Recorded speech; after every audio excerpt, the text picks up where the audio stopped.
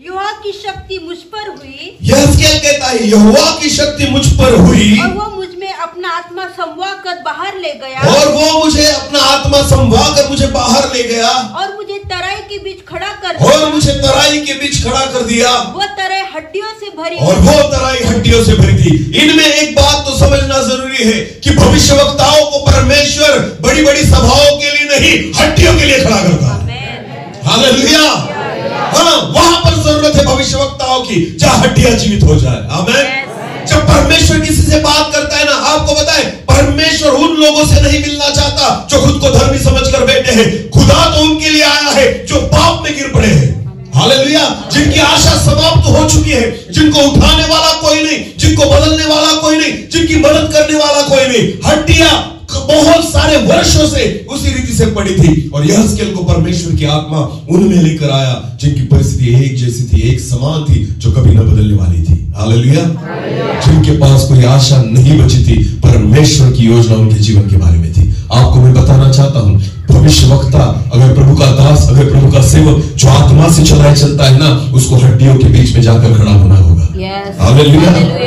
उसको हड्डियों के बीच में जाकर खड़ा होना होगा जहां कोई खड़ा रहना नहीं चाहता। हम चाहते हैं कि हम उपदेश उन लोगों को सुनाए जो धर्मी है, हम उनको जाकर संदेश सुनाए जो विश्वास में है। बिल्कुल नहीं। आपको पता है खुदा चाहता है कि आप जाओ और हड्डियों को सुसमाचार सुनाओ। आमीन। जो मर चुके हैं वो जिंदा होना जरूरी है। जिनकी आशा खत्म हो चुकी है, खुदा चाहता है आज वो वचनों को सुने और परमेश्वर उनको बदले। आमीन। बहुत आपको पता है कलीसिया जो होती है ना, कलीसिया वचन में लिखा गया है कलीसिया प्रभु यीशु मसीह की देह है। बोलो क्या है? प्रभु यीशु मसीह की देह। किसकी देह है? यीशु।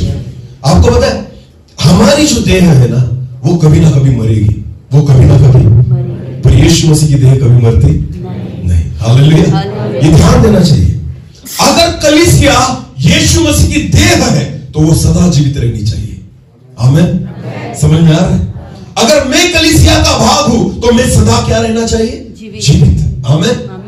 हाँ, अगर मैं मर चुका हूं तो मैं उसकी देह नहीं हो सकता। अगर कलीसिया मर चुकी है तो उसकी देह नहीं हो सकती। हमारे जीवन में हम खुदा के लिए, मसीह के लिए हम जिंदा होने चाहिए। आमीन। हाँ, अगर मैं यीशु से बात कर पाता हूं तो मैं जिंदा हूं। अगर यीशु मुझसे बात कर पाता है तो मैं जिंदा हूं, क्योंकि मुर्दे से कोई बात नहीं कर पाता, मुर्दा किसी से बात नहीं कर पाता, मुर्दा किसी का काम नहीं कर पाता, मुर्दा किसी के लिए कुछ भी नहीं कर पाएगा। आपको पता है अगर मेरा जीवन यीशु मसीह के कुछ काम का नहीं तो इसका मतलब है आत्मिकता में मैं मर चुका हूं। अगर यीशु मसीह मुझसे बात नहीं कर पा रहा, इसका मतलब आत्मिक जीवन में मैं मर चुका हूं। अगर मैं यीशु मसीह से बात नहीं कर पा रहा, इसका मतलब भी आत्मिक जीवन में मैं मर चुका हूं। और अगर आपको मरते हुए ज्यादा टाइम हो गया तो केवल क्या बचेगी? हड्डियां। बोलो क्या बचेगी? हाँ, हड्डियां बचेगी। और आपको पता है इसलिए खुदा उसके दासों को भेजता है कि जाओ और हड्डियों को सुसमाचार सुनाओ। आमीन। इसलिए नबी को भेजा गया, यहेजकेल को भेजा गया कि जाओ उस तराई में जाओ जहां हड्डियां ही हड्डियां है। हालेलुया। चलो दूसरे वचन को हम पढ़ेंगे। तब उसने मुझे उनके चारों ओर घुमाया। वचन में लिखा है तब यहेजकेल को परमेश्वर की आत्मा ने उन हड्डियों के कहा घुमाया? चारों ओर। सेवा कहां है पता है आपको? सेवा कहां है? हड्डियों के चारों ओर। आमीन। खुदा कहां घुमाएगा आपको पता है? उसकी आत्मा कहां घुमाएगी? हड्डियों के चारों ओर। नहीं घूमना चाहेंगे हम हड्डियों में, नहीं घूमना चाहेंगे ऐसी परिस्थिति में। हमें तो सेवा ऐसी चाहिए कि बड़े बड़े स्टेज हो, हमें तो सेवा ऐसी चाहिए कि लोग हमारा सम्मान करें, हमें तो सेवा ऐसी चाहिए कि हम होटल में जाकर रुके, हमें तो सेवा ऐसी चाहिए कि हम लग्जरी गाड़ी में घूमें, हमें तो सेवा ऐसी चाहिए कि हम एरोप्लेन में घूमें, हमें तो सेवा ऐसी चाहिए कि 5 स्टार होटल में हम रुके, हमें तो सेवा ऐसी चाहिए कि अच्छे कपड़े पहनकर हम स्टेज पर खड़े रहे। अरे वचन में लिखा है उसने हड्डियों के चारों ओर घुमाया। हालेलुया। अगर खुदा की सेवा करनी है तो हड्डियों में घूमने के लिए तैयार हो जाओ। आमीन। अगर परमेश्वर की सेवा करनी है तो हड्डियों में खड़े होने की तैयारी करो, क्योंकि खुदा की इच्छा है कि हड्डियां जीवित हो जाए। हालेलुया। परमेश्वर चाहता है जो मर पड़े हैं ना उनको जिंदा करने की जरूरत है। आमीन। और वचन में लिखा है यहेजकेल को खुदा ने हड्डियों के चारों ओर घुमाया। हालेलुया। हाँ, फिर भी नबी ने नहीं कहा, भविष्यवक्ता ने यह नहीं कहा प्रभु क्यों, प्रभु क्यों, ऐसी सेवा क्यों दी मुझे?